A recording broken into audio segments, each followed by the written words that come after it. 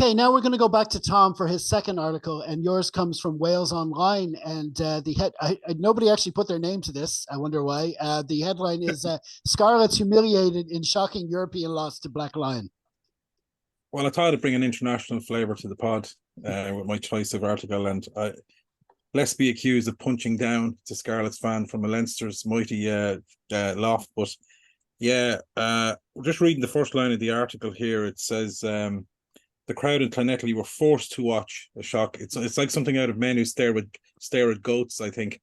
That sort of a loss. But look, I think all credit goes to the Georgian team. Like, to win 23-7 over in Clonettley is a fantastic result. You know, I've said it before on this pod, you could easily set an encyclopedia of pods aside for Welsh rugby, and it would do the Georgian team no justice just to say how disaster of a result it is for Clonettley and Welsh rugby in the wider, you know. But for Georgian rugby to get a result like that against established URC team is a fantastic result. So I'm going to concentrate on the positive. It just shows that Georgia's win in Cardiff against the Welsh national team was no fluke either. So on the up for Georgian rugby, and it'll hopefully they'll have a few more eyeballs on them now for the rest of the Challenge Cup. I think anyone that likes their rugby will keep an eye out for how Black Lion, not to be accused of the Black Lion in Inchicore, with the actual rugby team in Tbilisi. But yeah, no, great win for Georgian rugby, and Scarlet's woes definitely continue. Okay, so Kino, we go back to yourself for your final article, and let's see. This is by RTE.ie. It's by Neil Tracy, and geez, I don't know about this story at all. This is a new one. Maybe you can tell us a bit about it. Munster fans' right to be aggrieved over Snyman fiasco. What's that about?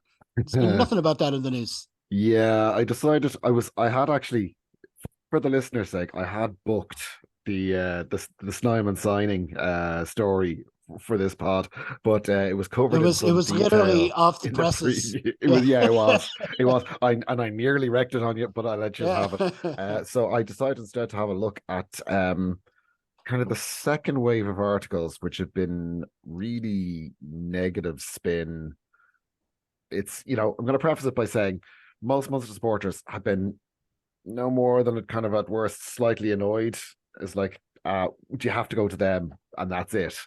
So this seems to be more of a kind of a rage clickbait thing. I've seen there's a few articles along this line. I'm not going to give them any airtime. We all know RG's move was unexpected. Bath was on the cards.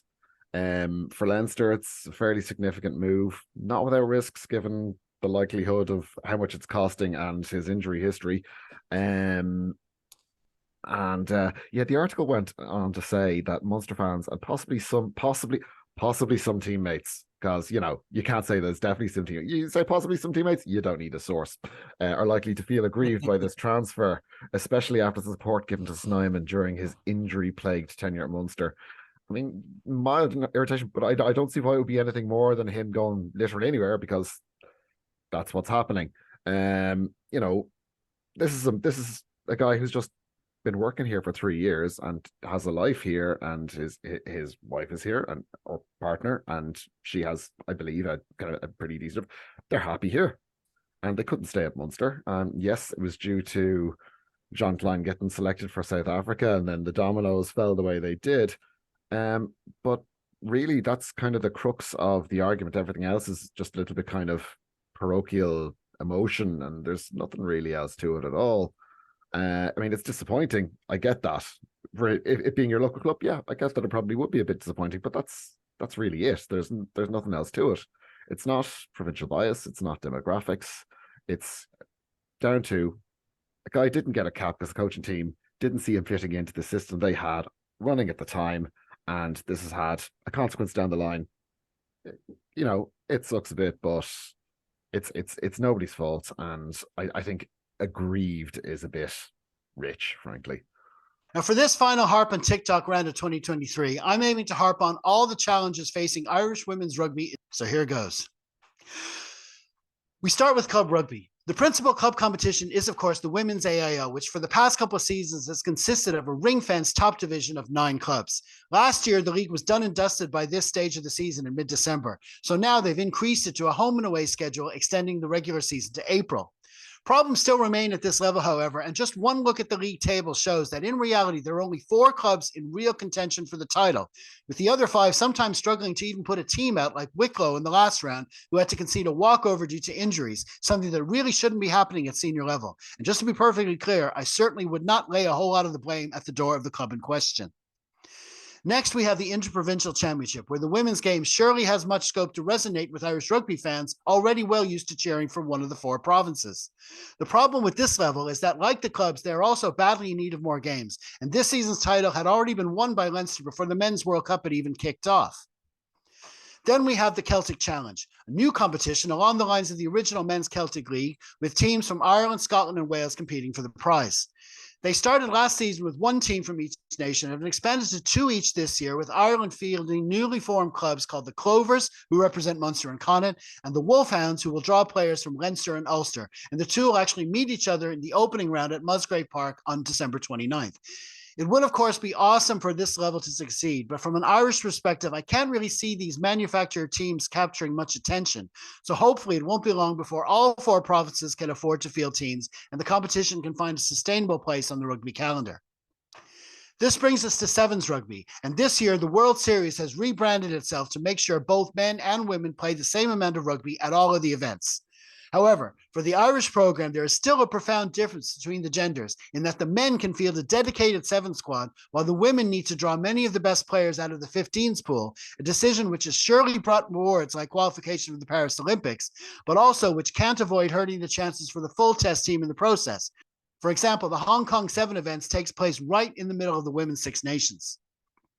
Which, of course, brings us to the test team itself.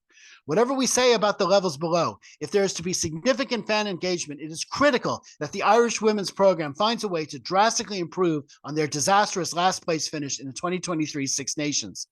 Victory in the 3rd tier of the new WXV competition is definitely a start, but there's still a long way to go. And like I already said, losing key players like Baven Parsons to the Sevens program certainly doesn't help, nor does a reliance solely on players who are able to be on call for training and such in and around the greater Dublin area. It surely would be much easier to attract our top female athletes to the sport if there were at least proper training bases at each of the 4 provinces.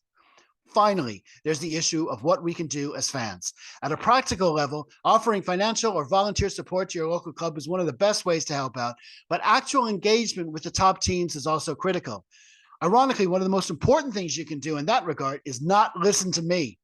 While we'd encourage you to keep up with the IRFU site for latest news and fixtures and such, I'd also suggest following dedicated websites like Scrum Queens and Twitter accounts like these to get a sense of what more needs to be done.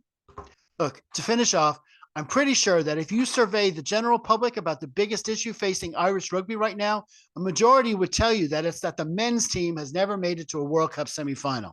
But although this is something the women's program actually did achieve back in 2014, I'd argue that if not enough work is done to correct all the failures that have happened since, it'll surely be far more likely to the men to get to a second semifinal before the women.